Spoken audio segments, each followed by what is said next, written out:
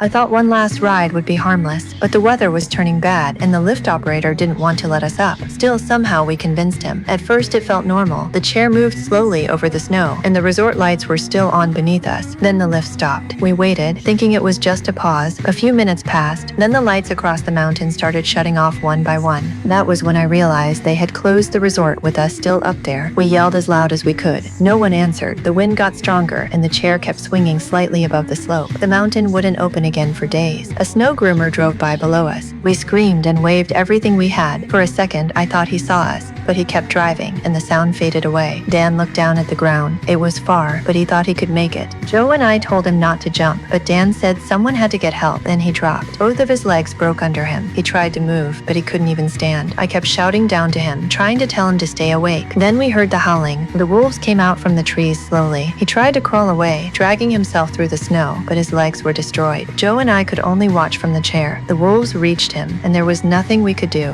After that, the mountain felt completely silent. The cold got worse through the night. My hand slipped out of my glove, and at some point I touched the metal safety bar. I didn't realize my skin had frozen to it until I tried to move. When I pulled my hand away, the skin came with it. By morning, Joe knew we couldn't stay there. He decided to climb across the lift cable to the nearest tower. The cable cut into his hands almost immediately, but he kept going. The chair shook under me, and I heard something above us loosen. Joe finally reached the tower and climbed down the ladder. When he hit the ground, the wolves came back. He grabbed a ski pole and held them off. Then he took my snowboard and looked up at me. I watched him slide down the mountain with the wolves following behind him. Then I was alone. Another night passed. Joe never came back. My body was shaking so hard I could barely think. I tried to stand on the chair and reach the cable myself. That's when the bolt finally broke. The whole chair dropped. I screamed as it fell, but the cable caught it before it hit the ground. Now I was hanging much lower, close enough to jump. I dropped into the snow and landed hard. Before I could crawl away, the chair came down and crushed my ankle. I pulled myself free and started sliding down the mountain. Then I saw something ahead in the snow. Joe's snowboard was lying there. A few feet away, the wolves were gathered around his body. One of them lifted its head and looked straight at me.